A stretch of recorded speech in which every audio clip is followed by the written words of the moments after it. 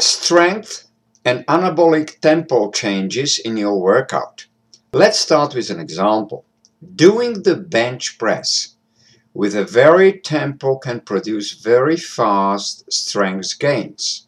I have been a big fan of varying the tempo in training for years. Recently, a number of new studies were giving the evidence, which validates this method for superior training results.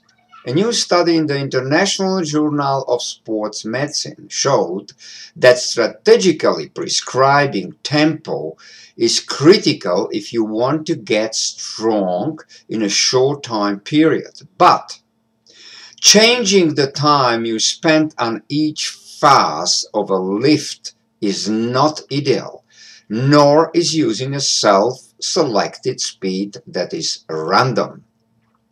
Tempo refers to the time your muscles spend completing a lift. Prescribing tempo means you choose how long you will spend on the concentric and eccentric phases of the lift.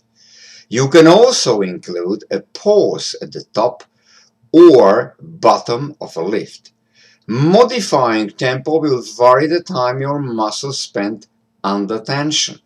You might think that a longer tempo is always superior, but this is not always the reality. Rather, it is a varied tempo based on proven results. The study in question compared the effect of using a fast tempo with a self-selected tempo on strength gains in the bench press after 1 month of training.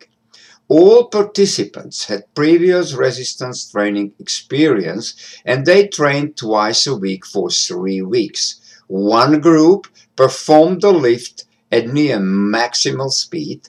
They were instructed to lift as fast as they could while using a load of 80% of the 1 RM. The second group was simply told to perform the bench press and received no instructions regarding how quickly to perform the lift. They self-selected their tempo and used the same load.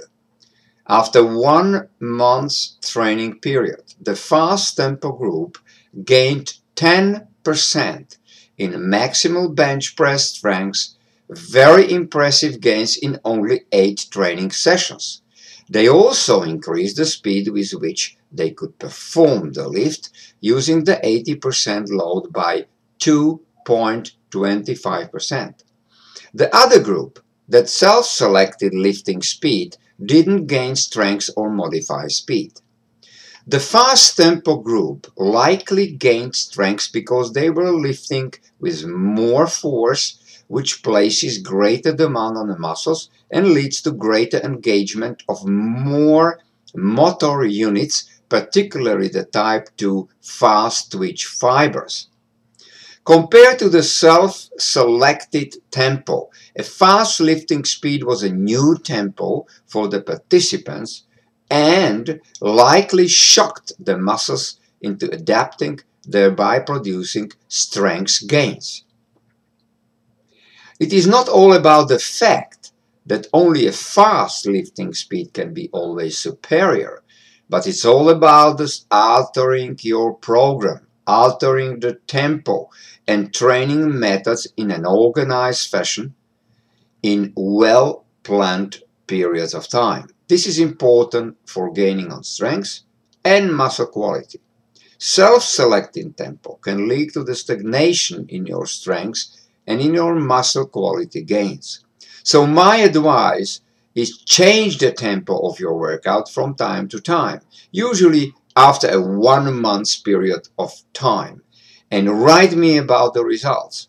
Nice workout for everybody.